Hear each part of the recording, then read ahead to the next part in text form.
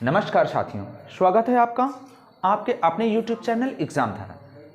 जैसा कि आपने थंबनेल देखा होगा कि आज हम यहाँ पे जो सॉल्यूशन फाइंड करेंगे वो हमारा अनसॉल्व्ड मैथ क्लास 10th का होगा, जिसमें हम लगभग सर्च करेंगे, सॉल्यूशन फाइंड करेंगे और अपनी प्रैक्टिस को रेगुलर मेंटेन करेंगे। और डे बाय डे आपको लगभग प्रैक्टिस सेट मिलते रहेंगे, एक आध दिन को छोड़कर वीक में, और एग्ज़ाम आते आते लगभग हम आपके प्रैक्टिस सेट करवा लेंगे। तो भाई बस इतना है कि आपको रेगुलर ये मेंटेन करना है और रेगुलर मेंटेन करते हुए प्रैक्टिस सेट को आगे बढ़ाना है।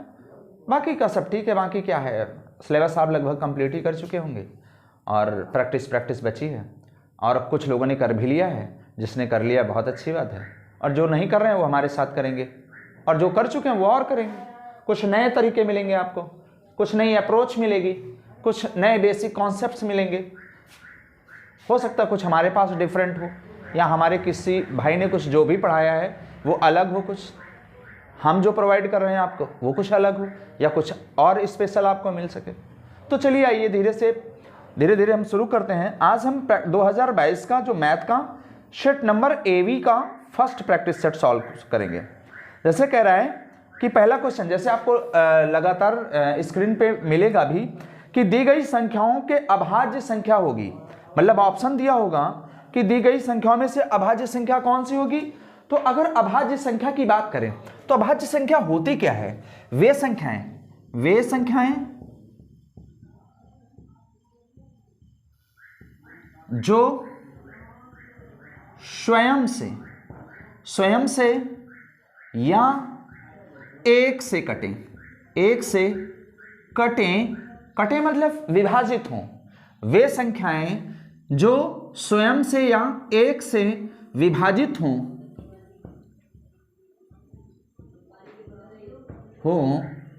अभाज्य संख्याएं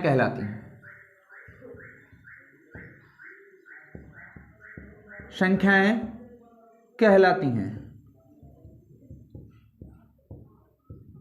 जैसे अगर हम 2 की बात करें तो सबसे छोटी अभाज्य संख्या क्या है? 2। और ऑप्शन में अगर हम भाई जाएं तो ऑप्शन में क्या दे रखा है? 0 दे रखा है, 1, 2 और 8 दे रखा है। तो अभाज्य संख्या हमारी क्या हो जाएगी? 2 क्या होगी? 1 से कटेगी और ये स्वयं से कटेगी। तो ऐसी संख्याओं को हम क्या कहेंगे? अभाज्य संख्या। ओके, अब नेक्स्ट क्वेश्चन, जैसा कि आप स्क्रीन पे देख रहे हैं कि sine A is equal to दिया हुआ है 3/5। तो कह रहा है कि cos A is equal to क्या होगा? cos A is equal to question mark. तो भाई अगर हम अभी क्लास के अकॉर्डिंग, आपकी छोटी क्लास है तो आपको सीधे ट्रायंगल बनाना होगा। ट्रायंगल बनाएंगे, कैसा ट्रायंगल? एक समकोण त्रिभुज बनाएंगे। भाई क्या बनाएंगे? समकोण त्रिभुज। समकोण त्रिभुज में अगर हम इसकी नेमिंग करें तो ABC दिया हुआ है। A के अकॉर्डिंग अगर जाएंगे तो कोण के सामने की भुजा क्या होगी? लंब होगी। तो अब देखें कि साइन थीटा का मतलब क्या होता है? लंब बटे कर्ण होता है। क्या होता है भाई? लंब बटे कर्ण। तो लंब की अगर बात करें तो कितना है? 3, और कर्ण की बात करें तो 90 के सामने हमेशा आपको कर्ण मिलेगा। ये 90 है, 90 के सामने हमेशा आपको कर्ण मिलेगा, ये 5 हो जाएगा। तो अब क्या लिखेंगे कि समकोण त्रिभुज ABC में पाइथागोरस की प्रमेय से। तो पाइथागोरस की प्रमेय क्या कहती है कि कर्ण का वर्ग बराबर लंब का वर्ग प्लस आधार का वर्ग। ओके, तो अब ये कर्ण हमारे पास क्या है? 5 का स्क्वायर इज इक्वल टू, लंब की बात करें तो 3 का वर्ग हो जाएगा बाबू, और आधार की बात करें तो आधार हमें क्या करना है भाई? फाइंड करना है। तो कितना हो जाएगा? 5 25, 9 प्लस आधार का स्क्वायर। अब इधर घटा देंगे, आके माइनस करेंगे तो 25 - 9 होगा तो 16 बचेगा।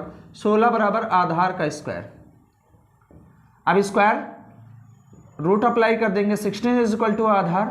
तो आधार की वैल्यू भाई कितनी आ गई? 4। भाई हो क्या जाएगा ये? √4 × 4। तो क्या जाएगा? आधार 4। अब ये 4 आ गया, और कॉस का रूल होता क्या कि कॉस ए बराबर हो जाएगा आधार बटे कर्ड। तो आधार कितना है, आधार कितना है 4 बटे 5, तो कॉस ए की वैल्यू आ गई, यही हमें फाइंड करनी थी, आ गई। अब अगला क्वेश्चन डिस्कस करेंगे कि दो समरूप त्रिभुजों के क्षेत्रफलों का अनुपात जैसा कि दिया है, आपको क्वेश्चन में लगातार मिलता रहेगा कि क्षेत्रफलों को। अब समरूप त्रिभुज की अगर हम बात करें तो समरूप त्रिभुज का मतलब क्या हो गया, ये आकृति, इस टाइप की अगर आकृति मिलती है तो ये कैसी आकृति है, समरूप त्रिभुज के लिए ये आकृति है। अब यहां से एक पॉइंट मिला दिया तो ई एफ हो गया। तो भाई अगर इस ट्रायंगल की बात करें, इस त्रिभुज की बात करें, इस त्रिभुज की बात करें और इस बड़े त्रिभुज की बात करें तो दोनों आपस में कैसे हैं, समरूप। कैसे हैं, समरूप त्रिभुज हैं। अरे भाई दोनों के रूप कैसे हैं, समान हैं। एक हमारा त्रिभुज ये हो गया, दूसरा त्रिभुज ये हो गया, ये कैसे हैं आपस में, समरूप हैं, एक जैसे हैं, एक आकृति के हैं, एक ही स्वरूप के हैं, तो कैसे हुए, समरूप हुए। और कह रहा है कि इनके क्षेत्रफलों का अनुपात दे रखा है, क्या दे रखा है, इनके क्षेत्रफलों का अनुपात दे रखा है। यानी एरिया 1 की बात करें, अनुपात एरिया यानी क्षेत्रफल 2 की बात करें तो 4:9 दे रखा है, यानी 4:9 दे रखा है। तो अब अगर हम बात करें क्षेत्रफल का अनुपात का मतलब क्या हो गया, भुजाओं के वर्ग के बराबर होगा। मान लेते हैं इसकी भुजा, ये इसको मान लेते हैं b मान लेते हैं और इसको a मान लेते हैं, तो a² बटे b², भुजाओं के अनुपात के क्या हो जाएगा, बराबर हो जाएगा। ठीक है ना, अपान में कर देंगे भाई, बटे में रेशियो में है, अनुपात में है तो अपान में लिख लेंगे। अब इसका मतलब क्या हो जाएगा, इसका मतलब हो जाएगा 2/3 की पावर 2। तो आप कह सकते हैं कि a बटे b की वैल्यू कितनी हो जाएगी, 2/3। और अनुपात अगर इसका फाइंड करें, रेशियो अगर इसका फाइंड करें, क्या फाइंड करें, रेशियो यानी अनुपात निकालें इसका, तो क्या हो जाएगा, a/b बराबर 2/3। भुजाओं का अनुपात क्या हो जाएगा, 2/3 हो जाएगा। भाई क्लियर हुआ, क्लियर है, कोई दिक्कत किसी को। नेक्स्ट क्वेश्चन भाई, जैसे कह रहा है क्वेश्चन, क्या कह रहा है कि 3, 4, 6 और x का समांतर माध्य, इसका समांतर माध्य क्या दिया है, समांतर माध्य दिया है 5 है, तो x इज इक्वल टू क्या होगा, यानी x का मान हमें निकालना है। क्लियर है भाई, तो हम क्या करेंगे कि होता क्या है, समांतर माध्य बराबर होता है कुल पदों का योग, कुल पदों का योग बटे पदों की संख्या, पदों की संख्या। तो अब समांतर माध्य की वैल्यू क्या दे रखी, 5 रख दीजिए भाई, कोई दिक्कत किसी को। अब कुल पदों का योग का मतलब 3 + 4 + 6 + x अपान कितने हैं, 1 2 3 4, तो अपान 4। तो अब यह क्या, अपान में 1 मान लेंगे भाई, बटे में क्या मान लेंगे 1, जब कुछ नहीं है तो 1 होगा हमेशा। अब क्रॉस मल्टीप्लिकेशन यानी त्रिज्या का गुणा करा देंगे, तो 5 चौको 20 हो जाएगा, 20 बराबर, अब इसको जोड़ लीजिए, 4 3 7 और 6 4 10 3 13, ये 13 + x हो जाएगा, क्या हो जाएगा भाई, 13 + x हो जाएगा। अब 13 का पक्षांतर करेंगे तो 20 - 13 बराबर x हो जाएगा, घटा देंगे तो क्या आ जाएगा, 7 बराबर x, तो x बराबर कितना आ गया, 7। x बराबर क्या आ गया भाई, 7 आ गया, इज द करेक्ट आंसर। अब अगला क्वेश्चन देखिए भैया, कह रहा है कि दो बिंदुओं, क्या कह रहा है, 2 बिंदुओं 2, 3 और 4, 1 दे रखा है, इनके बीच का हमें दूरी निकालना है। क्या निकालना है, इनके बीच का हमें दूरी फाइंड करना है। तो बीच की दूरी, अगर हम ये 2 बिंदु हमारे दे रखें तो बीच की दूरी के लिए फार्मूला क्या होता है, p = x2 - x1 का whole square plus y2 - y1 का होल स्क्वायर। क्लियर है भाई, और इसका वाइस वर्सा भी होता है। मीन्स हुआ क्या कि x1 - x2 का whole square plus y1 - y2 का होल स्क्वायर, आप कुछ भी कर सकते हैं। क्लियर है ना, कोई दिक्कत किसी को। अब ये भाई आएगा कहां से, ये x1 x2 तो रख लिया, y1 y2 तो रख लिया, ये वैल्यू फाइंड कहां से करेंगे, तो हमें पॉइंट दे रखा है 2, 3, 4, 1, तो ये कंपल्सन नहीं है कि इसको x1 y1 माने, इसको x2 y2 माने। आप इसको x1 y1 मान लीजिए और इसको x2 y2 मान लीजिए, दोनों को वाइस वर्सा हो सकता है, किसी को भी आप कुछ भी मान सकते हैं। तो इसको हमने x1 और इसको y1, इसको x2 और इसको y2 हमने मान लिया। तो अब क्या हो जाएगा, वैल्यू पुट करेंगे भाई, पुट करिए, मान रखेंगे x1 की जगह x1 का मान, y1 की जगह y1 का, x2 की जगह x2 का मान रखेंगे और y2 की जगह y2 का मान रखेंगे। क्लियर है भाई। अब x2 की बात करें, x2 हमारा क्या दे रखा 4 माइनस x1 की वैल्यू कितनी है 2, 4 माइनस 2 का होल स्क्वायर हो जाएगा प्लस,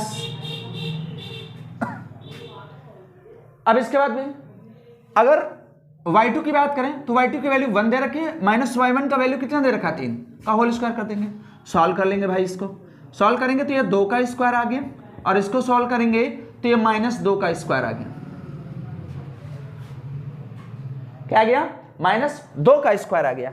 अब इसको सॉल्व करिए, कितना हो जाएगा 2 दूना 4 और 2 दूना 4, माइनस माइनस क्या हो जाएगा भाई प्लस हो जाएगा, माइनस माइनस प्लस हो जाएगा, तो प्लस प्लस प्लस ही रहेगा, 4 आ जाएगा।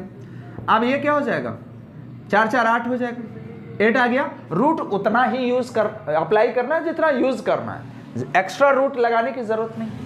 तो वैल्यू क्या आ जाएगी 2√2 इज द करेक्ट आंसर। दोनों बिंदुओं के बीच की दूरी क्या हो जाएगी 2√2 हो जाएगी। क्या हो जाएगी भाई 2√2 हो जाएगी। क्या हो जाएगी भाई 2√2 हो जाएगी।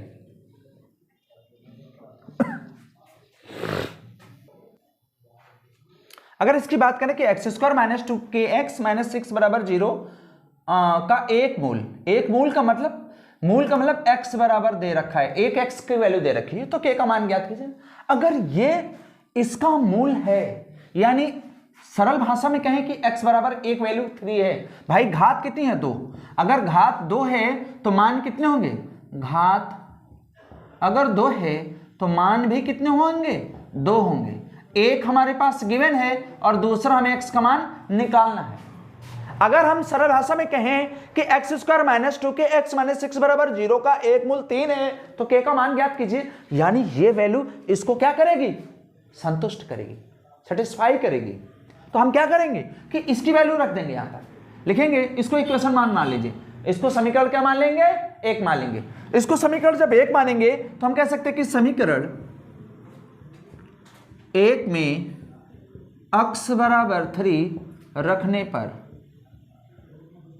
क्लियर है, रख दीजिए, तो कितना है 3⁻² minus 2k into k, x की वैल्यू क्या है 3 minus 6 is equal to 0। Solve करिए, 3 3 जा 9 यानी 3 3 का 9 और माइनस का 6 माइनस का 2k 3 इज इक्वल टू 0। तो सॉल्व करिए, सॉल्व करेंगे इसको तो कितना आ जाएगा 3 minus 2k into 3 is equal to 0। अब ये उधर जाएगा तो माइनस का 2k 3 is equal to minus का 3, माइनस से माइनस कैंसिल, 3 से 3 कैंसिल और यहाँ 1 आ जाएगा, तो 2k इज इक्वल टू 1, तो k इज इक्वल टू कितना हो जाएगा बाबू 1/2 is the correct answer. Okay, कोई दिक्कत, चलिए आगे चलते हैं। अब भाई जैसे अगला क्वेश्चन दे रखा है कि 2 tan 30/1 प्लस tan स्क्वायर 30, तो सिंपली इसको सॉल्व कर सकते हैं। कई तरीके इसको सॉल्व करने के हैं। इसको सीधे वैल्यू पुट कर दीजिए, वैल्यू पुट करेंगे तो 2, इसका मान हमें निकालना है, वैल्यू इसकी हमें फाइंड करनी है। तो अब हम क्या करेंगे भाई, कुछ नहीं करना, कोई ड्रामा नहीं करना, आप सीधे tan 30 की वैल्यू अप्लाई करिए। 2 इंटू tan 30 की वैल्यू होती कितनी है 1/√3 अपान 1 प्लस tan 30 की वैल्यू 1/√3 का क्या हो जाएगा बाबू, होल स्क्वायर दिया तो होल स्क्वायर रख दीजिए, कोई दिक्कत किसी को। चले आगे। अब आइए, तो 2 अपान क्या दिया है √3 और इधर क्या दिया है 1 प्लस 1 अपान क्या हो जाएगा √3 का प्रोडक्ट करेंगे, गुणा करेंगे, क्या हो जाएगा 3 हो जाएगा। अब भैया ये क्या हो जाएगा 3 1 कम 3 1 4, 4/3 हो जाएगा। तो अब ये क्या हो जाएगा कि 2/√3 और ये कितना हो जाएगा 4/3। तो इसको लिखा जा सकता है, क्या लिख सकते हैं भाई, इधर थोड़ा सा सॉल्व कर लेंगे कि 2/√3 एज इट इज, और जो वैल्यू बटे के नीचे बटे में है वो पलट जाएगी, अपोज मल्टीप्लाई हो जाएगा, उसका उल्टा गुणा हो जाएगा, तो 3/4 हो जाएगा। क्लियर है। अब इस 3 का मतलब क्या होता है √3 इंटू √3, और यहां से एक √3 कैंसिल हो जाएगा और 2 1 कम 2 2 दूनी 4, तो क्या बचा √3/2 is the correct answer. Clear है भाई, कोई दिक्कत किसी को। चलिए आगे देखते हैं। अब भाई जैसे दूसरा क्वेश्चन दे रखा है कि दो त्रिभुजों के दो समरूप त्रिभुज, कैसे समरूप त्रिभुजों के क्षेत्रफलों का अनुपात दे रखा है, क्षेत्रफल का वैल्यू दे रखा है। कह रहा कि इनके त्रिभुजों के क्षेत्रफल क्रमशः, पहले का अगर एरिया 1 की बात करेंगे, एरिया 1 की बात करेंगे या A1 का एरिया निकालेंगे, A1 का क्षेत्रफल, ए का क्षेत्रफल अगर मैं देखेंगे तो कितना दे रखा है 169 दे रखा है, और बी का क्षेत्रफल अगर देखें तो कितना दे रखा है 225 दे रखा है।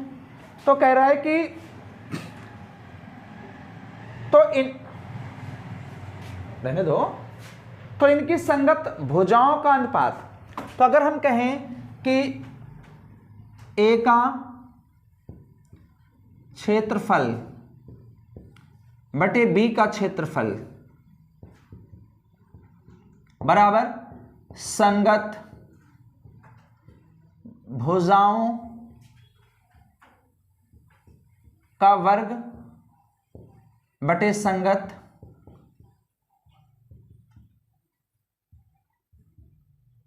भुजाओं, संगत भुजाओं ए का वर्ग संगत भुजा बी का वर्ग हो जाएगा। अगर हम कह सकते हैं कि इधर आ जाएगा 169 अपान 225 बराबर ए अपान बी का होल स्क्वायर। तो हम ये कह सकते हैं कि ये आ जाएगा 13 अपान 15 का whole square is equal to A upon B का होल स्क्वायर, स्क्वायर से स्क्वायर कैंसिल, तो ए अनुपात बी, इसको इधर ले आए तो ये कितना हो जाएगा 13 अनुपात 15। इनकी संगत भुजाओं का अनुपात क्या हो जाएगा 13 अनुपात 15, और यही हमसे कह रहा है, तो इनकी संगत भुजाओं का अनुपात क्या होगा, यही हो जाएगा। क्लियर है? चलिए आगे। कह रहा है कि 12 व्यक्ति हैं। व्यक्ति कितने हैं भाई 12, क्वेश्चन में दिख रहा है ना, व्यक्ति कितने हैं 12, और इनका समांतर माध्य कितना दे रखा है 45.6 दे रखा है। भाई 12 व्यक्तियों का समांतर माध्य 45.6 दे रखा है, तो इनका योग क्या होगा, यानी योगफल हमें निकालना है, योगफल हमें निकालना है। तो समांतर माध्य बराबर होता है कुल पदों का योग बटे पदों की संख्या,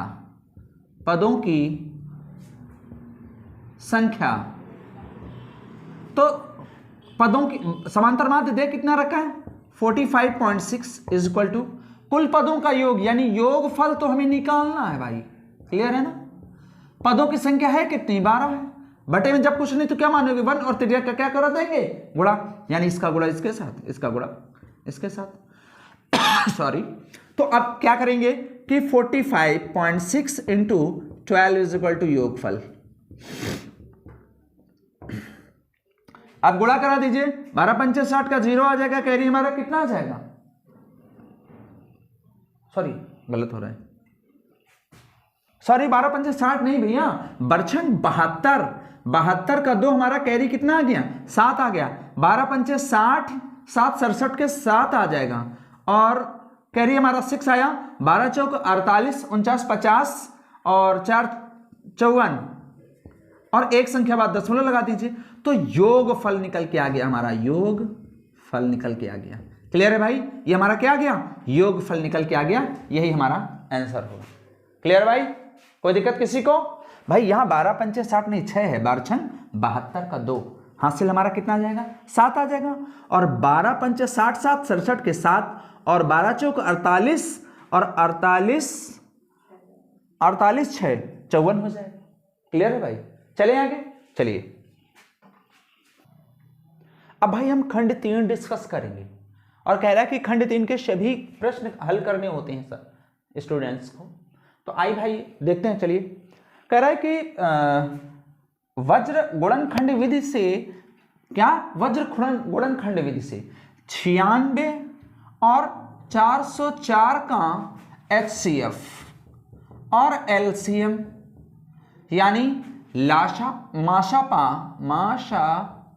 पा और ला शा पा, लघुत्तम समापवर्तक और महत्तम समापवर्तक निकालना। तो आइए शुरू करते हैं। तो हम क्या करेंगे, 96 से भाग दे देंगे इसको। तो अप्रॉक्स देख रहे हैं कि हम अगर 100 भी होता तो 400 आता, तो लगभग 4 बार चला जाएगा। और 4 छन 24 के 4 और 4 नवैया 36 और ये कितना हो जाएगा 38। क्लियर है। सब्सट्रैक्ट करेंगे तो ये कितना आ जाएगा 0 और ये 2 आ जाएगा और फिर इससे डिवाइड कर देंगे 96।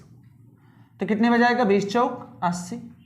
कितना बचा भैया, यहाँ 6 बच गया और यहाँ 1, फिर इससे डिवाइड कर दीजिए कितना आ जाएगा 20। 16 एक कम 16, 4 बचेगा, फिर 16 ले आइए तो कितनी बार गया 4 चौक 16।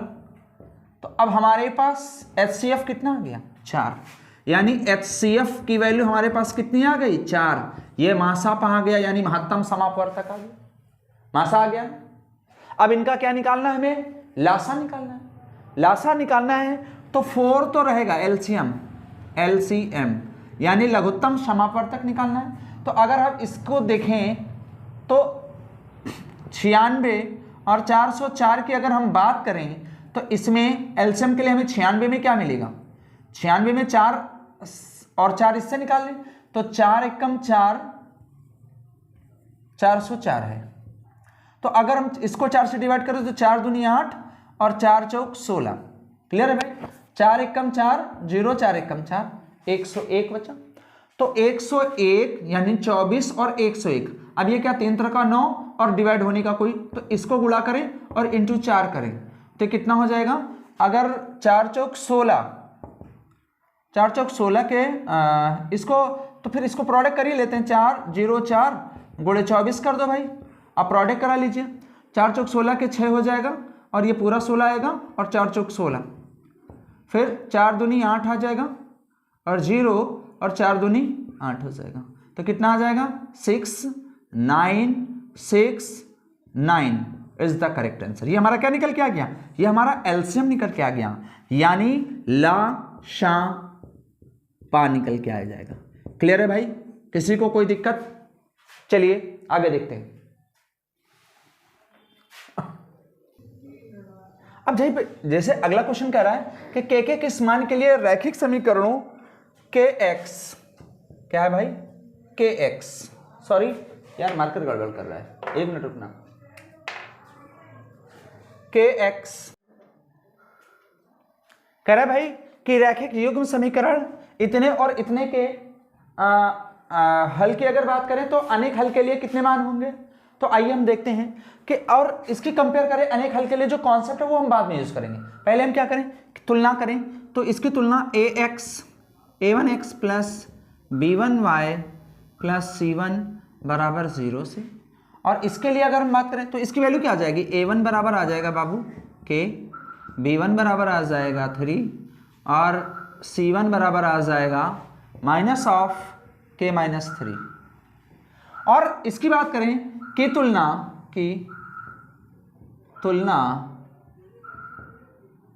a2x plus b2y plus c2 बराबर 0 से करने पर, और यही लैंग्वेज यहाँ पर भी लिख लेंगे, कोई ज़रूरी नहीं है। तो a2 की वैल्यू क्या आ जाएगी भाई 12 और b2 की वैल्यू बाबू क्या आ जाएगी k, और c2 हमारा क्या हो जाएगा बाबू माइनस का k। क्लियर है, किसी को कोई दिक्कत। अब अनेक हल की बात करें तो उसके लिए कॉन्सेप्ट क्या होता है कि a1 upon a2 is equal to b1 upon b2 is equal to c1 upon c2। Value put कर दीजिए। a1 का वैल्यू हमने क्या निकाला है भाई k अपान 3 sorry a2 12, b1 upon b2 की बात करें b1 कितना है 3, b2 हमारा क्या है k, c1 अपान c2 की अगर हम बात करें तो c1 क्या है minus of k minus 3, k minus 3 दिया रखा है, और ये क्या है माइनस का k है।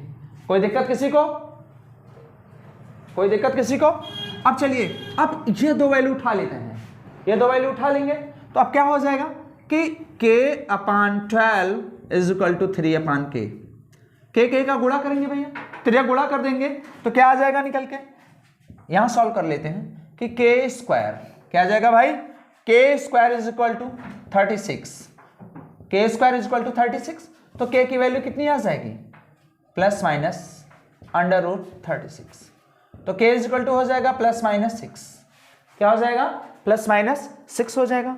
अब एक वैल्यू इसको हमने सॉल्व कर लिया, अब इसको हटाते हैं यहाँ से, अब इसको और इसको उठा लीजिए, इन दोनों को उठा लेते हैं, तो अब ये क्या हो जाएगा, यहीं से k upon 12 is equal to minus of k minus 3 upon minus k, product करेंगे तो माइनस का k स्क्वायर हो जाएगा, भाई इसका क्या कर देंगे, गुणा करा देंगे, तो माइनस k माइनस और k तो माइनस k स्क्वायर हो जाएगा, इज इक्वल टू माइनस का 12 of k minus 3 minus k square is equal to minus 12k plus 36। Clear है भाई, कोई दिक्कत किसी को? अब ये क्या हो जाएगा, इसका ट्रांसपोज करा देंगे तो इधर 0 बचेगा बराबर k स्क्वायर माइनस का 12k प्लस का 36। अब ये क्या बन गई, द्विघात समीकरण बन गई। क्या बन गई भाई, द्विघात समीकरण बन गई। भाई जगह की जरूरत ज्यादा पड़ रही है क्योंकि क्वेश्चन हो गया है बड़ा, के स्क्वायर माइनस का 12k प्लस का 36 बराबर 0, तो अब इसको लिख सकते हैं 36 यानी 6 इंटू 6 इसके क्या आ जाएंगे फैक्टर, और जोड़ेंगे तो 6 प्लस 6 क्या हो जाएगा 12, और जोड़ घटाकर हमें लाने क्या है 12, तो अब ये क्या हो जाएगा के square minus 6 plus 6k plus 36 बराबर 0, तो के स्क्वायर माइनस का 6k माइनस का 6k प्लस का 36 बराबर 0, क्या आ जाएगा, k कॉमन करेंगे इससे तो k माइनस 6 आ जाएगा, और इससे माइनस का क्या कॉमन हो जाएगा 6, तो अंदर क्या हो जाएगा k माइनस का 6 बराबर 0, दोनों में k माइनस 6 कॉमन है तो k minus 6 of k minus 6 बराबर 0 हो जाएगा। तो हम कह सकते हैं कि यहाँ से k की वैल्यू क्या हो जाएगी, यहाँ से भी k इज इक्वल टू क्या आ जाएगा, k minus 6 is equal to 0, तो k इज इक्वल टू कितना आ जाएगा 6, ओवरऑल यहाँ से हमें क्या मिला 6, और यहाँ से भी क्या मिलेगा 6 ही मिलेगा भाई। क्लियर है? अब दूसरे लैंग्वेज में बात करें भाई कि अब इसको और इसको उठा लेते हैं, इन दो को सॉल्व करेंगे, तो भाई जगह का कमी है हमारे पास, तो हम थोड़ा सा वीडियो को पॉज करके फिर इसको इरेज करके आगे बढ़ेंगे। अब ये हो गया, अब यहीं पे हम थोड़ा इसको हटाएंगे भाई, इसको हटा रहे हैं यानी इसी को हटा लेते हैं, इसको हटा लेते हैं, यहां तक इरेज कर दिया इसको, तो अब क्या हो जाएगा, हमने क्या लिया 3 upon k is equal to क्या हो जाएगा, माइनस माइनस तो ये ऑलरेडी पहले से ही कैंसिल हो जाएगा, तो k minus 3 upon k। Clear है भाई, ये क्या हो जाएगा, k से k कैंसिल कर दीजिए, कोई दिक्कत ही नहीं, अपान है इक्वल वैल्यू कैंसिल कर दिया, 3 is equal to k minus 3। Clear है ना? तो अब ये क्या हो जाएगा, k is equal to sorry ये नहीं करेंगे भाई, रुकिएगा जरा, यहां पर क्या था k था, यहां पर क्या था k था, अब इसको सॉल्व करेंगे 3k is equal to k square minus का 3k, तो अब इसको उधर लेके जाएंगे तो ये क्या हो जाएगा कि इधर ले आइए तो 6k is equal to k square, अब ये उधर लेके जाएंगे, ये इधर लेके आइए, ये उधर लेके जाइए, कोई दिक्कत नहीं, तो 0 is equal to k square minus 6k, तो 0 इज इक्वल टू, अब यहाँ से क्या है k कॉमन कर लीजिए, तो k of k minus 6। Clear है भाई? तो हम कह सकते हैं कि यहाँ से k इक्वल टू 6 तो हमें वैल्यू फाइंड हो ही चुकी है, अब यहाँ से k इक्वल टू हमने क्या फाइंड कर लिया 0। क्लियर है? क्लियर है? तो क्या एक से अधिक हल आ गए कि नहीं हमारे k के मान के लिए, तो अब ये हमारे क्या हो जाएंगे, एक हमारा हमने क्या निकाल लिया k इक्वल टू 6 निकाला, दूसरा हमारा k का वैल्यू क्या निकल के आ गया प्लस माइनस 6 निकल के आ गया, ये हमारा निकला हुआ है, और तीसरा वैल्यू हमारा क्या निकल के आ गया 0 निकल गया, और अनेक हल हमें निकालने थे तो अपरिमित युग्म के अनेक हल आ गए, बस फाइनल आंसर। चलिए आगे चलते हैं आप, तो अब यहां इसको कैलकुलेट करके लिख सकते हो, एक जगह कैलकुलेट कर लीजिए, तो k इक्वल टू क्या आया है 6, k इक्वल टू क्या आया प्लस माइनस 6, और k इक्वल टू क्या आया है 0, यही आपके आंसर हो गए, यही क्या हो जाएंगे अनेक हल हो जाएंगे, क्या हो जाएंगे भाई अनेक हल हो जाएंगे। चलिए थोड़ा सा क्वेश्चन लेंथी है और इसमें हम कुछ कर भी नहीं सकते भाई, क्या है यहाँ पे स्टेप वाइज क्वेश्चन को मेंटेन किया गया है, और जब तक आप एग्जाम में स्टेप वाइज नहीं चलेंगे, स्टेप वाइज का मीन क्या है, बराबर के नीचे बराबर आपको चलाना है। हमारे पास कहीं ना कहीं जगह का कमी हो जाता है जिसकी वजह से दिक्कत होती है, लेकिन आपको स्टेप का बेसिक ख्याल रखना होगा। चलिए भाई आगे चलते हैं। भाई अगर त्रिभुज एबीसी की बात करें, कैसा त्रिभुज, एक त्रिभुज एबीसी है, कैसा त्रिभुज है, समद्विबाहु त्रिभुज है जिसका कोण सी कैसा है, समकोण है। अगर ये सी समकोण है तो ये ए मान लेंगे, ये बी मान लेंगे, या इसको ए इसको बी मान लीजिए, कोई दिक्कत नहीं। अब एक चीज ये है कि इसको थोड़ा सा और अच्छे से बनाना होगा भाई, क्योंकि कह रहा है समद्विबाहु है, समद्विबाहु ये समकोण है, तो अब इसको ऐसे बनाएंगे लगभग अप्रॉक्स, ये भुजाएं क्या हो जाएंगे, बराबर हो जाएंगे। तो अब इसको मैच करा दे भाई, ये हो जाएगा, तो ये भुजा इस भुजा के बराबर है, तो ये कोण भी इस कोण के क्या होगा, बराबर होगा। क्लियर है भाई। और ये इसका नेम क्या है, ए। तो हमें कह क्या रहा है कि प्रूव हमें करना क्या है कि A B square is equal to twice A C square. Clear है, दिख रहा क्वेश्चन में आपको, दिख रहा है भाई कि A B square is equal to twice A C square. तो अब क्या है, समकोण त्रिभुज है, कैसा त्रिभुज है भाई, समकोण त्रिभुज है। तो हम क्या करेंगे, लिखेंगे समकोण त्रिभुज, त्रिभुज ए बी सी में। अब क्या, सीधे पाइथागोरस की प्रमेय लगा दीजिए, बोधायन पाइथागोरस, क्योंकि यार हम इंडियंस हैं तो हम इंडियंस को जल्दी से पहले ही भूल जाते हैं। ओवरऑल अगर देखें कि स्कूल में भी हम पढ़ते हैं क्या, पाइथागोरस की प्रमेय, पाइथागोरस की थ्योरम, लेकिन ओवरऑल अगर देखें कि पाइथागोरस दो गुरु शिष्य थे, दोनों ने मिलकर एक थ्योरम बनाई, थ्योरम का नाम रखा पाइथागोरस की थ्योरम। और वर्क करते करते हुआ क्या कि पाइथा चले गए, अब पाइथा डेड हो गए, पाइथा की डेथ हो गई, तो क्या बचे, कौन बचा, गोरस। गोरस ने उस पर काम किया और काम नहीं हो पाया, वो भी निपट गए। तो अब कौन आया, हिंदुस्तान के मैथमेटिशियन बोधायन आते हैं। तभी से हमें कहना क्या चाहिए कि बोधायन पाइथागोरस की प्रमेय, और उन्होंने इसको कंप्लीट किया, और कंप्लीट करने के बाद में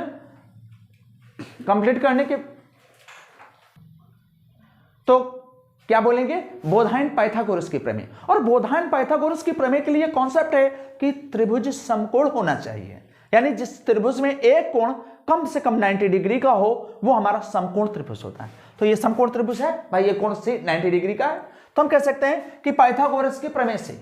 और पाइथागोरस की प्रमेय क्या कहती है कि कर्ण पर बना वर्ग, कर्ण पर बना वर्ग यानी ए बी का वर्ग, कर्ण का वर्ग बराबर लंब का वर्ग प्लस आधार के वर्ग के योग के क्या होगा, बराबर हो।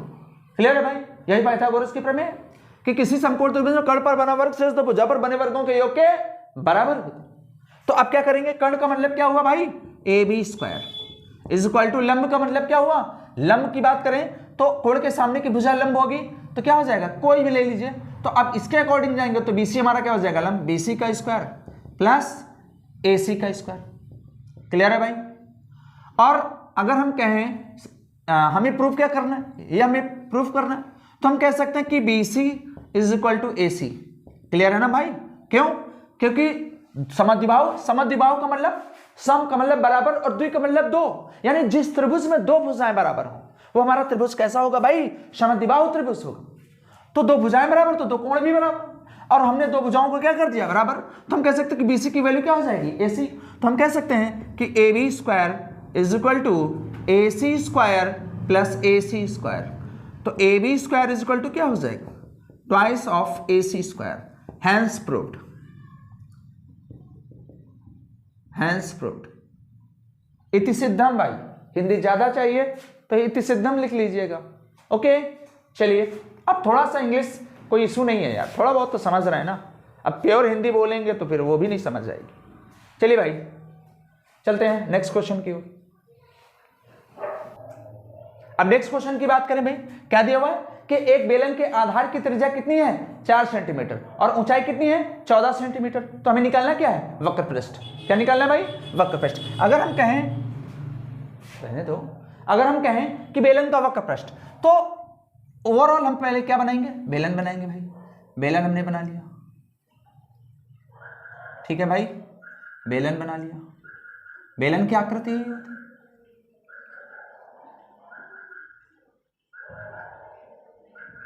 क्लियर है भाई। और इसका रेडियस दे रखा है यानी त्रिज्या दे रखी आर की वैल्यू कितनी दे रखी, 4 सेंटीमीटर, 4 सेंटीमीटर।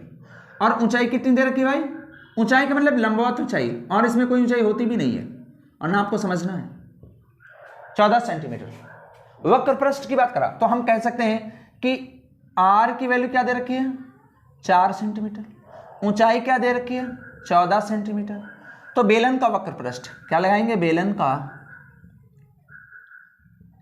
वक्र पृष्ठ। तो बेलन का वक्र पृष्ठ होता क्या है, 2 पाई आर एच। और आपको कंफर्म है कि जो पाई होता है, पाई की वैल्यू 22/7 या फिर 3.14 होती है। इंटरसेक्ट करा दीजिए, काट दीजिए, 2 पाई की वैल्यू क्या हो जाएगी 22/7 और आर की वैल्यू कितनी है 4 और एच की वैल्यू कितनी है भाई 14, 7 कम 7, 7 दूनी 14। तो अब ये कितना हो जाएगा 22 चौक 88, 88 और गुणे कितना हो जाएगा 2 दूना 4, तो चरवट 32 के कितना आ जाएगा 2, कह रही हमारा कितना हुआ 3, और चरवट 32 3 कितना हो जाएगा 35। इतना सेंटीमीटर स्क्वायर लिखें या फिर वर्ग सेंटीमीटर लिखें, बात बराबर है, वर्ग सेंटीमीटर, यही हमारा आंसर हो जाएगा। क्लियर है भाई। चलिए आगे, चलिए नेक्स्ट क्वेश्चन देखते हैं। चलिए भाई नेक्स्ट क्वेश्चन देखते हैं। कह रहा है कि 306 और 657 का जो मासापा दे रखा है यानी एचसीएफ दे रखा है वो 9 दे रखा है भैया। तो कह रहा है कि इसका एलसीएम क्या हो जाएगा यानी लासापा क्या होगा, लघुत्तम समावर्तक क्या होगा। तो अब देखो भाई, अगर हम इसकी बात करें तो इसको 9 से डिवाइड कर दीजिए, 9 अगर इसका एचसीएफ निकल के 9 आया है यानी मां शा पा निकल के कितना आ गया है 9 निकल के आ गया है, तो इसका लासापा निकालना है तो इसको 9 से डिवाइड करिए। जब इसको 9 से काटोगे 9 त्रिक 27 और 9 चौक 36 आ जाएगा। और अब इसमें भी तो 9 है लेकिन उस 9 को काटने की जरूरत नहीं है, और काट भी दोगे तो 9 सत्ते 63 और 9 त्रिक 27 और फिर भी इससे क्या निकाला था 9। तो जो संख्याएं बचेंगे एलसीएम का मीन क्या हो जाएगा 34 गुणे 73, ये तो संख्याएं थी। और इसके बाद बचा क्या था हमारा माशा 9, तो उस 9 के भी प्रोडक्ट करा देंगे। अब इसका प्रोडक्ट करेंगे, इसका गुणा करेंगे, इसका प्रोडक्ट 34 तो ऐसे ही रहेगा, और इसका प्रोडक्ट करेंगे तो क्या निकल के आ जाएगा 657, और इसका प्रोडक्ट करेंगे तो ये कितना ऑप्शन में दे रखा है 4 सत्ते 28 यानी 2 2 3 3 8 अप्रॉक्स आ जाएगा। आप करके देख लीजिए, हमने रेडीमेड करके रखा है। अब भाई अगला नेक्स्ट क्वेश्चन है sin 3a, sin 3a is equal to cos of a minus 26 degree. Clear है ना। और कह रहा है कि 3a न्यून कोण है, 3a क्या है न्यून कोण है, एक्यूट एंगल है, क्या है न्यून कोण है, तो न्यून कोण है, क्या है न्यून कोण है। तो a is equal to question mark, a is equal to क्या हो जाएगा क्वेश्चन मार्क, यानी a की वैल्यू में क्या करना है फाइंड करना। तो कोई इश्यू नहीं है भाई, क्या कर देंगे sine 3a is equal to sine of 90 minus a minus 26 degree, a minus 26। Sine से साइन क्या हो जाएगा कैंसिल हो जाएगा, बट कैंसिल नहीं करेंगे दोनों पक्षों की तुलना करने पर। अब क्या लिखेंगे दोनों पक्षों की तुलना करने पर। क्लियर है भाई। तो क्या हो जाएगा 3a is equal to 90 minus of a minus 26, तो 3a is equal to 90 minus a और माइनस माइनस क्या हो जाएगा प्लस 26। क्लियर है भाई। a इधर लेकर पक्षांतर कर लेंगे तो a इधर आएगा तो 3a कितना हो जाएगा माइनस का है, इधर आएगा प्लस का हो जाएगा। 4a बराबर 90 10 100 116 हो जाएगा। तो 4 एक कम 4 4 दूनी 8 और 8 2 10 1 11 4 9 36 4 9 36, तो यहाँ 9 आ जाएगा। तो a की वैल्यू कितनी आ गई 29 is the correct answer. a की वैल्यू कितनी आ गई भाई 29 डिग्री आ गई। ओके कोई दिक्कत किसी को। चलिए नेक्स्ट क्वेश्चन की बात करेंगे। अब भाई हाइट एंड डिस्टेंस की बात करें तो हाइट एंड डिस्टेंस से एक क्वेश्चन आ गया है कि सॉरी कि 10 मीटर एक ऊंची सीढ़ी है। कितनी? सीढ़ी की जो लंबाई है 10 मीटर। भाई सीढ़ी हमारे घरों में लगती कैसे? ऐसे तो लगती। और एक दीवार से टिकाई जाती है तो दीवार की खिड़की तक ही पहुंचती है, और खिड़की तक की जो दूरी है वो कितनी है? 8 मीटर है भाई। कितना है? 8 मीटर। तो कह रहे हैं कि सीढ़ी के तल और दीवार के आधार के बीच की दूरी कितनी है, यानी ये दूरी हमें निकालनी है। ये दूरी हमें क्या करनी है? फाइंड करनी है। ये दूरी हमें निकालनी है। तो अब भाई क्या है? बहुत सिंपल है, ये ऊंचाई दूरी का क्वेश्चन है। बट हम चले जाएं सीधे कि ये पाइथागोरस से भी तो सॉल्व हो जाएगा। भाई सीढ़ी, कोई दीवार टेढ़ी मेढ़ी तो बनाएगा? ऐसे तो दीवार लेटी नहीं होगी, या ऐसे तिरछी तो बनेगी नहीं भाई, सीधी बनेगी, है ना। तो क्या करेंगे हम? नाम दे दें इसको, तो ए बी सी। तो लिखेंगे कि समकोण त्रिभुज एबीसी में, क्या करें भाई? समकोण त्रिभुज एबीसी में, त्रिभुज एबीसी में। लेकिन हाँ, जो गिवन है वो आपको लिखना है कि सीढ़ी की लंबाई, बाद में इसको लिखेंगे पहले सीढ़ी की लंबाई बराबर 10 मीटर। 10 मीटर। दीवार की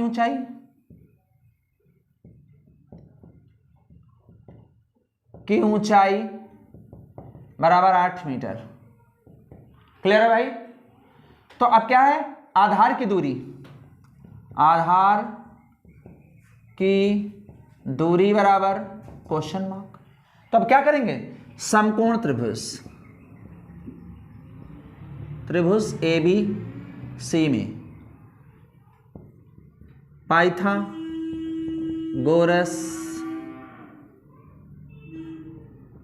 की प्रमेय से कर्ण का वर्ग यानी AC का वर्ग बराबर लंब का वर्ग यानी AB का वर्ग प्लस BC का वर्ग यानी आधार का वर्ग।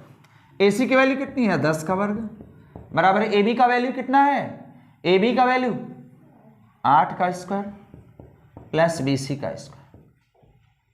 तो 10 दाम का 100 और 88 64 इधर घटा देंगे तो बराबर कितना हो जाएगा? BC का स्क्वायर। तो कितना आ जाएगा? 36। अंडर रूट इधर लग जाएगा, इससे ये निकल के ये आ जाएगा BC। तो 6 बराबर क्या आ जाएगा? BC ही तो आधार है। तो आधार की दूरी कितनी आ गई? 6 मीटर आ गई। क्लियर है भाई? किसी को कोई दिक्कत? चले आगे, चलिए अगला क्वेश्चन देखते हैं। अगला क्वेश्चन है भाई, कह रहा है कि 5.8 सेंटीमीटर रेखा को 4:3 के अनुपात में विभाजित करिए और इनके रेखाखंडों की माप भी लिखिए। क्लियर? तो हम करेंगे क्या कि फर्स्ट ऑफ ऑल 5.8 सेंटीमीटर की एक रेखा खींची। क्लियर है भाई? क्लियर है? अब इस पर कोई भी एक न्यून कोण बनाएंगे। क्या बनाएंगे? न्यून कोण बनाएंगे। क्लियर? अब अगर हम देखें कि अनुपातिक योग निकालेंगे, अनुपातिक योग क्या हो जाएगा? 4 + 3 करेंगे तो 7 आ जाएगा। ठीक है? अब दो बिंदु कोई भी डिसाइड कर लीजिए। हमने एक पॉइंट ये लिया, एक पॉइंट ये लिया। अब प्रकार में ये दूरी भर लेंगे, ये दूरी प्रकार में भर ली और यहां से चाप लगाना शुरू करेंगे। तो एक चाप ये लगाए, 2 हो गए, 3 हो गए, 4 हो गए, 5 6 7 हो गए। मान लेते ये कोई रेखा रही होगी। क्लियर? ये हमारी रेखा रही है, इतना मान लेते हैं। अब हुआ क्या कि 1 2 3 4 5 6 7 भाग हो गए और अनुपातिक योग भी कितना था? 7 था। तो फर्स्ट को लास्ट से क्या कर देंगे भाव? मिला देंगे। बताएं भाई? मिला देंगे। मिला दिया। अब मिला दिया, अब क्या करना है कि हमने देखा कि 1 2 3 4 यानी ये बिंदु ही इसे 4:3 में विभाजित करेगा। क्लियर है? पहले 4 और बाद में 3। तो इसके लिए करेंगे क्या कि प्रकार की नोक यहां रखेंगे और ऐसे चाप लगा देंगे। ऐसे चाप लगाया भाई, और अब इस दूरी को प्रकार और पेंसिल की सहायता से मेजर करें और उतना ही चाप यहां पर लगाएंगे ऐसे। ठीक है? अब ये जो डिस्प्लेसमेंट, ये जो दूरी, ये जो मापी थी, मापा हमने, तो वही चाप यहाँ मापेंगे। कुछ सॉरी कुछ गड़बड़ करना है, ये ऐसे आया था। अब वही दूरी यहाँ, तो अब क्या करेंगे, जहाँ पे जैसे ये दूरी हमने नापी थी वही यहाँ पे मापेंगे, और मापने के बाद आर्क लगा दिया, जितना ये है उतना ही लगा के आर्क लगा दिया। अब हम इसी से क्या करेंगे, इस रेखा को आगे बढ़ा देंगे, तो लगभग इसके क्या होगी, समांतर होगी। क्या होगी भाई, समांतर होगी। और ये रेखा इस रेखा को क्या करेगी, ये किस रेखा को, 5.8 को 4:3 में क्या कर देगी, विभाजित कर देगी। क्लियर। अब इसके कई चरण लिखेंगे, तो पहला चरण क्या हो जाएगा, पहले चरण की अगर हम बात करें तो सर्वप्रथम ए और बी मान लीजिए, ए बी बराबर 5.8 सेंटीमीटर की एक रेखा खींचे, रेखाखंड खींचा, रेखाखंड खींचा। तत्पश्चात नंबर 2 लिखें, नंबर सेकंड पे लिखेंगे, तत्पश्चात ए को केंद्र मानकर एक न्यून कोण बनाया,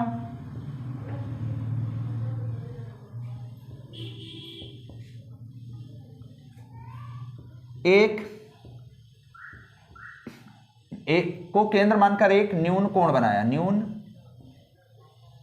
कोण बनाया। क्लियर है भाई। नंबर 3 पे क्या लिखोगे भाई, तत्पश्चात अनुपातिक योग निकाला, तत्पश्चात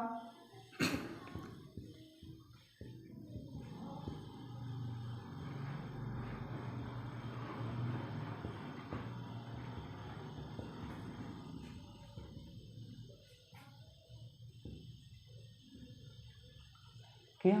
क्लियर है, ठीक है। 4th पॉइंट पे क्या लिखोगे भाई, आप समझ लीजिएगा, सुन के बस लिख लीजिएगा, इसमें कोई बहुत बड़ा इशू नहीं है। तत्पश्चात अनुपातिक मान निकाला, तत्पश्चात न्यून कोण की रेखा को, जहां पर मैंने खींचा था जिस न्यून कोण की रेखा को, उस पर कोई एक निश्चित दूरी लेकर कितने भाग में डिवाइड कर लिया, 7 भागों में, अनुपातिक योग के बराबर भागों में विभाजित कर लिया। यानी अनुपातिक योग 7 आया था, तो 7 भागों में इस रेखा को क्या कर लिया, विभाजित कर लिया। फिर अंतिम बिंदु को क्या करेंगे, बी से मिला दिया, मिलाने के पश्चात इसको मान लीजिए x को केंद्र मानकर एक चाप लगाया, और उसी दूरी का एक दूसरा चाप y बिंदु पर लगाया। किस पर लगाया भाव, y बिंदु पर। तत्पश्चात चाप के बीच की दूरी को मापकर यहां पर भी दूसरे बिंदु y पर चाप की दूरी को काट दिया, और उसी बिंदु से आगे रेखा को बढ़ाने पर एक रेखा एक्स बी के समांतर प्राप्त होती है, जो ए बी को 4:3 में विभाजित करती है। यही रेखा इस रेखा को 4:3 में विभाजित करेगी, बात खत्म हो गई। क्लियर है, चलिए आगे, चलिए अगला क्वेश्चन देखते हैं। कह रहा है कि ऐसी दो संख्याएं ज्ञात कीजिए जिनका योगफल 27 तथा गुणनफल 182 है। दिख रहा है क्वेश्चन आपको। तो हमने क्या करा कि माना पहली संख्या बराबर x, माना दूसरी संख्या बराबर y। क्लियर है भाई, कोई दिक्कत किसी को? चलिए प्रथम शर्तानुसार, अब प्रश्नानुसार लिखेंगे, प्रश्नानुसार। शर्तानुसार लिखने की बात ही नहीं, 2 शर्तें तो हैं, ठीक है। प्रथम प्रश्नानुसार लिखेंगे कि दो संख्याओं का योग, दो संख्याओं का योग कितना दे रखा है भैया, 27 दे रखा, यानी a + x + y बराबर 27। क्लियर। और दूसरी शर्त के अनुसार अगर जाएंगे तो दो संख्याओं का गुणनफल, दोनों संख्याओं का गुणनफल बराबर कितना दे रखा है, 182 दे रखा है। यानी कहें कि x × y बराबर 182। क्लियर है? कोई दिक्कत किसी को? अब एक चीज बताइए कि यहां से हम इसको निकाल सकते थे कि y is equal to 27 minus X, और इसको समीकरण 1 मान लें, इसको समीकरण 2 मान लें। अब लिखेंगे समीकरण 1 व 2 से, और इसकी वैल्यू y की वैल्यू उठा के इसमें रख देंगे। तो x ऑफ y की वैल्यू है कितनी? 27 माइनस एक्स बराबर 182। क्लियर है भाई? किसी को कोई दिक्कत? आप गुणा करा दीजिए, तो 27x माइनस एक्स स्क्वायर बराबर 182, और इस पूरे का उधर पक्षांतर कर लेंगे तो क्या हो जाएगा? इधर 0 हो जाएगा, उधर क्या हो जाएगा? एक्स स्क्वायर माइनस का 27x और प्लस का 182। क्लियर है? आइए अब यहां पे सॉल्व कर लेंगे इसको। तो एक्स स्क्वायर माइनस का 27x प्लस का 182 बराबर 0। क्लियर है भैया? अब फैक्टर करेंगे भाई, द्विघात समीकरण आ गई। अब फैक्टर कर लेंगे, तो फैक्टर करिए या पुटिंग मेथड से चले जाइए, बट हाई स्कूल है तो फैक्टर ही करेंगे। फैक्टर करिए, 182 के फैक्टर करिए। सम संख्या 2 से काट दीजिए, तो 2 9 18 और 2 1 कम 2, 7 से काटिए, 7 1 कम 7, 2 7 3 21 और ये 13। तो कितना आ जाएगा बेटा कि 7 दूनी 14, 14 और 13 हो गया 27। बताइए भाई। तो अब ये क्या हो जाएगा? एक्स स्क्वायर माइनस का 14 प्लस 13 ऑफ एक्स प्लस 182 बराबर 0। तो एक्स स्क्वायर माइनस का 14x माइनस का 13x प्लस का 182 बराबर 0। क्या कॉमन है भाई? x कॉमन है, तो x माइनस 14 ही तो बचा भैया। यहाँ क्या कॉमन है? माइनस का 13। जब माइनस कॉमन करोगे तो माइनस की वैल्यू प्लस हो जाएगी और प्लस की वैल्यू माइनस हो जाएगी। क्लियर है? तो यहाँ क्या बचेगा? x माइनस 14 बराबर 0। दोनों में क्या कॉमन है? x माइनस 14 दोनों में कॉमन है, तो बचेगा क्या? x माइनस 13 बराबर 0। अब लिखोगे यदि x माइनस 14 बराबर 0 तो x बराबर कितना हो जाएगा? 14 हो जाएगा। लिखोगे यदि x माइनस 13 बराबर 0 तो x बराबर कितना हो जाएगा? 13 हो जाएगा। तो x की वैल्यू कितनी आ गई भाई? 14, 13 आ गई। क्लियर है? अब y क्या दे रखा है? y की वैल्यू हमें निकालनी होगी। y क्या दे रखा है? y इज इक्वल टू दे रखा है 27 minus X. y is equal to क्या दे रखा है? 27 माइनस एक्स। तो y इज इक्वल टू क्या हो जाएगा? 27 माइनस, पहले क्या रख दीजिए? 14 रख दीजिए, एक वैल्यू आ जाएगी कामा 27 माइनस 13 रख दीजिए, तो दूसरी वैल्यू आ जाएगी। तो y की वैल्यू कितनी निकल के आ गई? घटाइए भैया, 27 में 14 घटाएंगे तो कितना आ जाएगा? 13 आ जाएगा, और इधर 14 आएगा। अगर x की वैल्यू आप 14 मान के चल रहे हैं तो y की वैल्यू कितनी हो जाएगी? 13। अगर y को आप क्या मान के चल रहे हैं? 13, तो x की वैल्यू कितनी हो जाएगी? 14। यानी अगर इसको x मानेंगे तो वो y क्या आ जाएगा? y मानेंगे तो x आएगा। यानी ये इंटरचेंज होता रहेगा। क्लियर है? तो x की वैल्यू क्या जाएगी? x बराबर 14 और y बराबर 13। आप रिलेशन में जाएंगे। क्लियर है? कोई दिक्कत किसी को? तो x और y की वैल्यू निकालनी थी। निकालना क्या था? क्वेश्चन कह रहा था कि दो संख्याएं ज्ञात कीजिए, आगे दोनों संख्याएं। सॉरी, चलिए आगे देखते हैं। उस रेखा पर भाई नेक्स्ट क्वेश्चन देखते हैं कि उस, ये किससे है? रेखा से है, कोऑर्डिनेट ज्योमेट्री से है। तो देखिए कह रहा है कि उस रेखा से जो अक्षों से ए और बी अंतःखंड काटती है, मूल बिंदु से डाले गए लंब की लंबाई p है, तो सिद्ध कीजिए कि 1/p square is equal to 1/a square plus 1/b square. Clear है भाई? चलें तो आइए देखते हैं कि अगर हम अक्षांशों की बात करें तो ये क्या हो जाएगा? ये x अक्ष हो जाएगा, और ये क्या हो जाएगा भाई? ये y अक्ष हो जाएगा। क्लियर है ना? कोई दिक्कत किसी को? और ये हमारा क्या है? ये मूल बिंदु ओ ओरिजिन, ओ फॉर ओरिजिन, जिसके निर्देशांक क्या होते हैं 0,0 होते हैं, यानी ये x है और एक y है। पहले x मिलेगा और बाद में y मिलेगा, कहीं पर भी निर्देशांक मिले first of all x then y। अच्छा कह रहा है वो x अक्ष पर a अंतःखंड काटता है, कितना भाई a, और y अक्ष पर कितना b अंतःखंड काटते हैं, कितना काटते हैं b अंतःखंड काटते हैं। तो अगर मान लेते ये यहां पे काट रहे हैं तो इसको मिला दें तो क्या मिल गया एक रेखाखंड, और इस पर मूल बिंदु से लंब डाला गया जो कि क्या है P। तो हमें इस P की वैल्यू निकालनी, क्लियर है।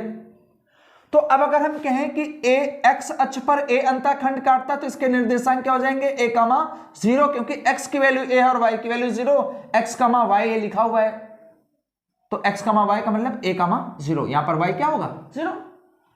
अब इसी कंडीशन में यहां देखिए, यहां y की वैल्यू तो b दे दी, x की वैल्यू क्या हो जाएगी 0, यानी 0, b, क्लियर। तो अब हम कह सकते हैं कि मूल बिंदु से डाले गए लंब की लंबाई, मूल बिंदु से डाले गए किसी भी रेखा पर मूल बिंदु से डाले गए लंब की लंबाई के लिए फॉर्मूला क्या होता है कि P = ax1 + by1 + c अपान √a² + b²। क्लियर है भाई, किसी को कोई दिक्कत। अच्छा अब हम कहें कि दो बिंदुओं से होकर जाने वाली रेखा का समीकरण, अभी आप लोगों ने हो सकता ना देखा हो, हम लोगों ने इसको बहुत अच्छे से पढ़ा भी है कि दो बिंदुओं से होकर जाने वाली रेखा का समीकरण, तो लिखेंगे दो बिंदुओं से होकर जाने वाली रेखा का समीकरण क्या होता है y - y1 = y2 - y1 upon x2 - x1 of x - x1। Clear है, किसी को कोई दिक्कत है। अब तो क्या करेंगे, लिखेंगे a, 0 व बिंदु a, 0 व 0, b से होकर जाने वाली रेखा का समीकरण। क्लियर है भाई, क्या हो जाएगा। तो अब क्या है, इसे x1 मान लीजिए, इसे y1, इसे x2 और इसे y2, बस वैल्यू पुट करते जाएंगे। अब ये क्या दे रखा, यही तो है दो बिंदुओं से होकर जाने वाली रेखा का समीकरण, वैल्यू पुट कर दीजिए। y - y1 की वैल्यू क्या दे रखी भाई 0। अब क्या है y2 का वैल्यू कितना दे रखा है भाई, y2 का वैल्यू दे रखा है b, और y1 का वैल्यू 0 अपान x2 का वैल्यू, x2 की वैल्यू की अगर हम बात करें तो 0, x1 की वैल्यू a दे रखी ऑफ x - a, x1 की वैल्यू क्या है a। क्लियर, सॉल्व करेंगे तो y = आ जाएगा, अब ये घटेगा तो यहाँ b अपान क्या आ जाएगा माइनस का a of x - a। Clear है भाई, किसी को कोई दिक्कत है बताएं। अच्छा तो अब इसको सॉल्व करेंगे तो ये क्या आ जाएगा माइनस का ay = bx और माइनस का ab। बताएं भाई, किसी को कोई दिक्कत हो। अब इसको उधर लेके चले जाएंगे, तो अब यहाँ पे आ जाइए, इधर चलते हैं, तो ये क्या हो जाएगा, ये माइनस का उधर जाएगा तो 0 बराबर हो जाएगा, ये हो जाएगा bx + ay - ab, या इसको थोड़ा सा अपोज करा लें तो कहेंगे कि bx + ay - ab बराबर 0। क्लियर है भाई, किसी को कोई दिक्कत हो बताएं। अच्छा ये हो गया। अब क्या कह रहे हैं कि मूल बिंदु से इस पर लंब डाला गया, तो इस रेखा पर मूल बिंदु से लंब डाला गया, रेखा तो यही है ना, और इस रेखा का समीकरण क्या गया है, ये जो समीकरण आया मेरे भाई वो इस रेखा का, इस डॉटेड रेखा की बात हम कर रहे हैं, जिसका वैल्यू आया bx + ay - ab बराबर 0, ये आया है। तो अब इस पर अगर लंब डालेंगे तो होता क्या है कि लंब की लंबाई जो होगी वो पूरी रेखा ली जाएगी। मूल बिंदु का मतलब मूल बिंदु से अगर लंब डाला गया यानी मूल बिंदु के निर्देशांक 0,0 यानी एक्स वाई की वैल्यू दे रखी है 0,0 से रेखा पर, तो अब लंब डाला गया तो P इक्वल टू क्या हो जाएगा, रेखा B इंटू इस पर डालेंगे तो 0 हो जाएगा, ये x की वैल्यू, A into 0 minus A B upon क्या हो जाएगा बाबू, एक्स स्क्वायर का गुणनखंड, एक्स का गुणनखंड, एक्स स्क्वायर का नहीं, एक्स का गुणनखंड क्या हो जाएगा b प्लस वाई का ए स्क्वायर। किसी को कोई दिक्कत हो तो बताओ, क्लियर हुआ। अब इसको सॉल्व करेंगे, ये 0 हुआ, ये 0 हुआ, काम खत्म। तो यहां पर p की वैल्यू क्या आ जाएगी भाई, यहां आ जाएगी माइनस का A B upon under root B square plus A square. Clear है, किसी को कोई दिक्कत। अब इसकी वैल्यू को भाई कभी भी वैल्यू पॉजिटिव नहीं निगेटिव नहीं होगी, तो हम इस पर क्या अप्लाई करेंगे, मॉड अप्लाई कर देंगे। तो इसकी वैल्यू क्या हो जाएगी, A B upon under root B square plus, तो अब भाई हो क्या जाएगा, हम कह सकते हैं कि P की जो वैल्यू आएगी A B upon under root A square plus B square. और प्रूफ करना क्या था भाई, प्रूफ तो यही करना है ना कि 1 upon P square is equal to 1 upon A square plus 1 upon B square. Clear है। अब यहां पर हमारे पास जगह की कमी है, तो अब हम क्या करेंगे, अगर ये प्रूव करना तो हम LHS ले लेंगे। क्या ले लेंगे भाई, LHS हमने लिया तो LHS लेकर चलेंगे हम। LHS में क्या दे रखा है, 1 अपान पी स्क्वायर, क्या दे रखा है 1 अपान पी स्क्वायर। अगर 1 अपान पी स्क्वायर की बात करें तो 1 अपान पी स्क्वायर का मतलब ए बी बटे under root A square plus B square का होल स्क्वायर। क्लियर है भाव, कोई दिक्कत है किसी को, अपोज करा देंगे, पलट जाएगी ये वैल्यू, तो ये क्या हो जाएगा 1 अपान, अभी नहीं कराएंगे, अभी ऐसे रखिए ए स्क्वायर बी स्क्वायर और बटे में क्या आ जाएगा A square plus B square. किसी को कोई दिक्कत हो बताइए। अब इसका अपोज करा दीजिए भाई, बटे के नीचे वैल्यू बटे में है तो क्या हो जाएगी, पलट जाएगी। तो ये हो जाएगा, क्या हो जाएगा A square plus B square बटे ए स्क्वायर बी स्क्वायर, अलग अलग कर दीजिए तो क्या हो जाएगा ए स्क्वायर बटे A square B square plus B square बटे ए स्क्वायर बी स्क्वायर। तो ए स्क्वायर से ए स्क्वायर कैंसिल और बी स्क्वायर से बी स्क्वायर कैंसिल, तो ये क्या आ जाएगा भाव 1 upon B square plus 1 upon A square, और इसको ऑर्डर में लिख लेंगे तो 1 upon A square is plus 1 upon B square, hence proved. Clear है भाई, किसी को कोई दिक्कत। चले, बहुत अच्छी क्वालिटी का ये क्वेश्चन है। हाँ, थोड़ा सा आपको इशू आएगा, प्रॉब्लम्स आएंगी भाई, देखिए इसको, और एक बार नहीं 4 बार इसको देखिए, लगाइए और सॉल्व करिए। कोई प्रॉब्लम हो कमेंट करिए, ठीक है। चले आगे, चलिए आगे देखते हैं। अच्छी क्वालिटी का क्वेश्चन। अगला क्वेश्चन है भाई, करा कि एक लंबवर्ती शंकु के आधार की परिधि है 24 पाई और ऊर्ध्वाधर ऊंचाई जो है वो 5 सेंटीमीटर दे रखी है, तो शंकु का आयतन ज्ञात कीजिए। अगर हम शंकु की बात करें, कोण की बात करें, तो देखिए भैया ये कोण ही तो है। क्या है भाई, ये कोण तो है, और कोण की बात करें और ऊर्ध्वाधर ऊंचाई मतलब लंबवत ऊंचाई जो दे रखी है वो 5 सेंटीमीटर है। कितनी है, 5 सेंटीमीटर है। और इसकी ये परिधि, ये क्या है भाई, ये है कैसा, पथ कैसा है, वृत्ताकार, यानी वृत्त की परिधि। वृत्त की परिधि होती कितनी है 2 पाई आर। अगर h की बात करें, लंबवत ऊंचाई की बात करें तो 5 सेंटीमीटर है, और वृत्ताकार परिधि का जो भाग है वो कितना है 24 पाई है। कितना है भाई 24 पाई। तो 2 पाई, वृत्त की परिधि 2 पाई आर होती है, की वैल्यू 24 पाई दे रखी है। तो पाई से पाई कैंसिल हो गया, 2 एकम 2 एकम 2, 2 दूनी 4, आर की वैल्यू कितनी आ गई 12 आ गई। तो हमें क्या निकालना है, शंकु का आयतन निकालना है। तो भाई शंकु का आयतन होता है कितना है, शंकु का आयतन, शंकु के आयतन की अगर हम बात करें तो 1/3 पाई आर स्क्वायर एच। तो 1/3, ठीक है, 1/3 पाई की वैल्यू 22/7 रखने से कोई हमको फायदा नहीं मिलेगा, तो हम 3.14 ले लेंगे। आर की वैल्यू कितनी है भाई 12, तो क्या हो जाएगा 12 गुणे 12 और गुणे 5। क्लियर है भाई, किसी को कोई दिक्कत हो बताओ।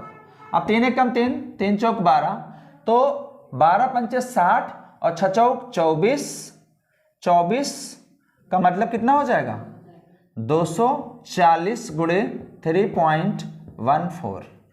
प्रोडक्ट करेंगे भाई, गुणा करेंगे, कितना है। अब भाई क्या कह रहा है कि अगर इस वैल्यू के अकॉर्डिंग हम जाएंगे कि परिधि कितना दे रखा है 24 पाई दे रखा है और वहां से हमने त्रिज्या निकाली और सॉल्व करेंगे तो 753.6 आएगा। लेकिन भाई आंसर तो हमारा ये गिवन है ना, यानी इन्होंने रॉन्ग किया है।